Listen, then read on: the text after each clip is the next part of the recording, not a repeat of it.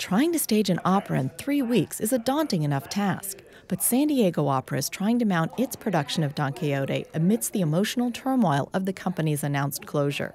Ironically, the announcement has caused a surge in ticket sales, with only single seats still available.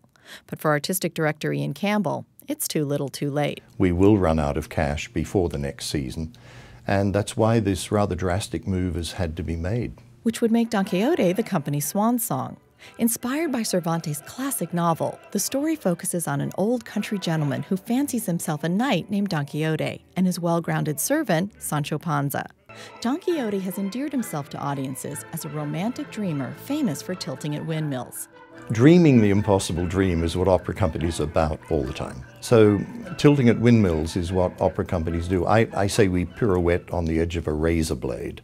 One mistake and you're gone, as happened to New York City Opera.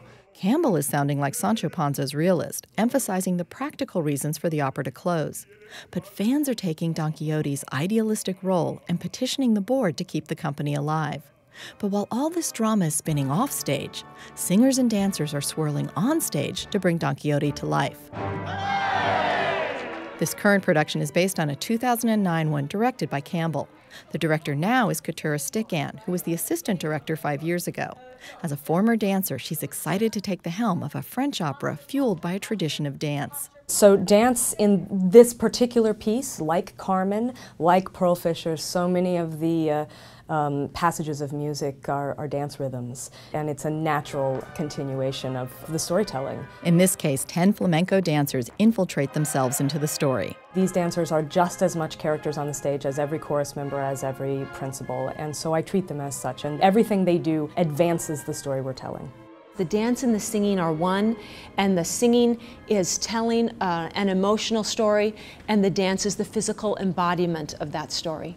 It's very sensual, and it's very, I don't know, it brings you to that place where there is cigarette smoke and wine and people speaking Spanish and you don't know how that happened, but that's flamenco. That's what flamenco is meant to do, and that's what it will do. Covarrubia does a hybridization of flamenco especially designed for opera. On audition step, I want to see bigger movements there. I do what I call flamencoized ballet or balleticized flamenco. And it makes for something fantastic because you have the percussive energy of the flamenco, but then you've got the lifts and the elegance and the larger movements for the larger stage with the bigger house of the ballet. So I love that combination.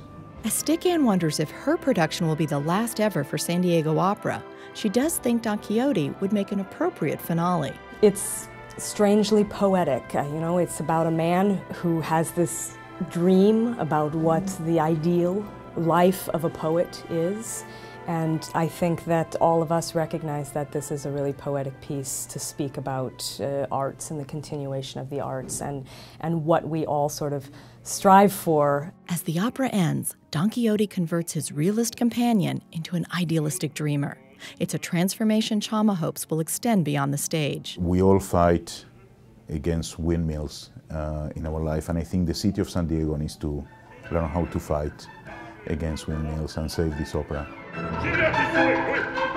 San Diego Opera was scheduled to close on April 14th after the last performance of Don Quixote. The closure has since been postponed for an additional 2 weeks of deliberations to determine how possible or impossible this dream of opera in San Diego really is. Beth Accomando, KPBS News.